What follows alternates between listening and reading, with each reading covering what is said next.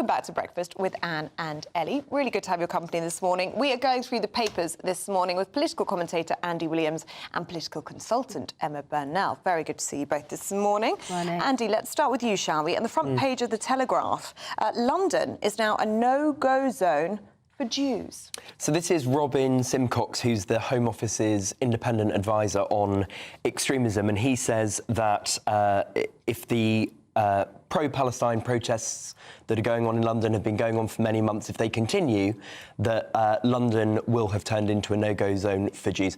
I think this is just so overblown. I think it's completely wrong. I think it's divisive rhetoric. We've seen lots of it recently. One of the really, everything that's going on in Gaza at the moment is obviously an absolute tragedy. And one of the less important but really sad consequences that we've seen here in Britain and in London, a division open up between people of different faiths, different ethnicities. I think it's a real shame, but this kind of extreme, over-the-top rhetoric, it's just, I think it's just absolute nonsense. You think it's over the top to say that London is now a no-go zone? Absolutely. I think even on a Saturday?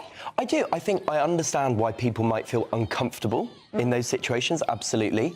And I think, like any large group of people, like any large protest, there will be a minority of people who are aggressive, who might be violent, who behave badly, who use language that is inappropriate. But I don't think it's right to say that London is a no-go zone for anyone, really. OK. Yeah, I absolutely agree. There are signs on those marches that are unacceptable and they should be dealt with, but the marches themselves are not anti-Semitic, and it's really important to make that point. Also, those marches are in a really small area of a really big city. When you say London is a no-go area, I mean, which bits are you talking about? Because it ain't Golders Green or Stamford Hill where I grew up.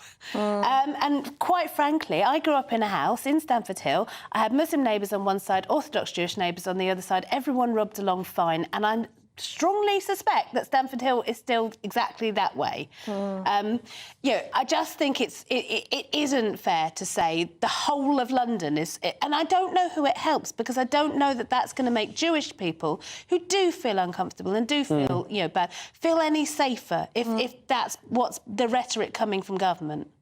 Having said that, though, is a lot of this to do with optics? I mean, we've just seen there the projections on the Elizabeth Tower. I hope we can get them up again. From the river to the sea, that absolutely, chart, and that was completely wrong. That's, totally agree. in the heart of Westminster. And for any Jew in London, for any Jew in the country, you must not feel welcome when you can see absolutely. that. And I wrote a long newsletter this weekend about protest. I am hugely in favour of the right to protest. Being told not to do it makes me want to do it more. But I haven't gone on any of these protests. And I actually walked past the other day and thought I'd like to go in and have a look, see what this is all about. It was actually that protest. And I thought, I'm not going to do that because I don't want to be photographed there, frankly. No.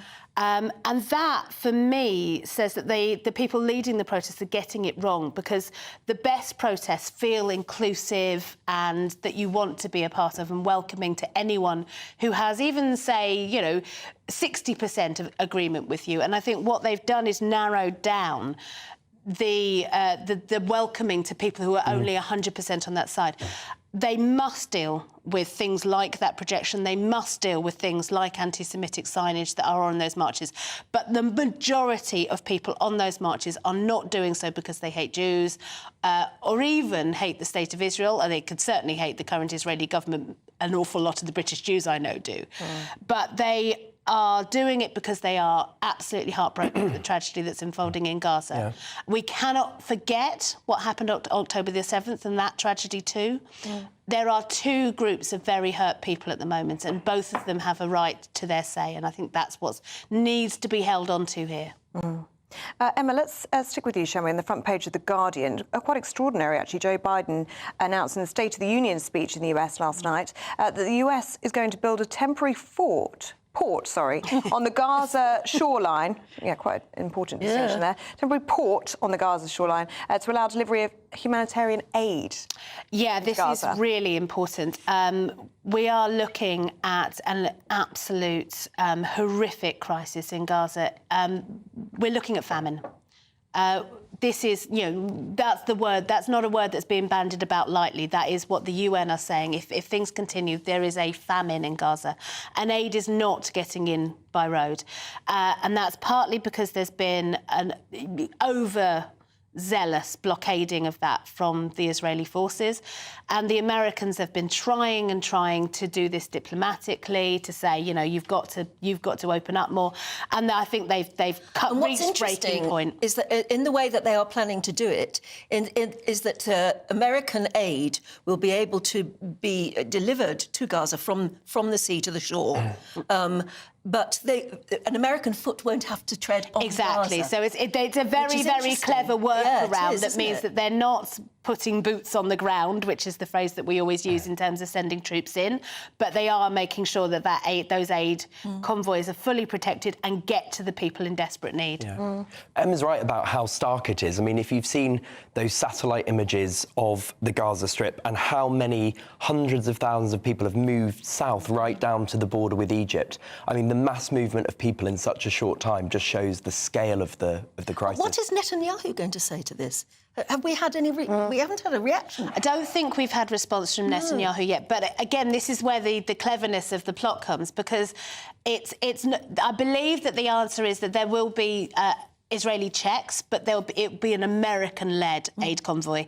And frankly, the Israelis are rapidly losing allies. They really can't afford to stop the Americans from getting this much needed aid into Gaza. It's a terrible situation, isn't it? Yes. Certainly is. Emma Burnell, Andy Williams, thank you very much indeed. And we'll be back with you after the weather with Annie Shuttleworth.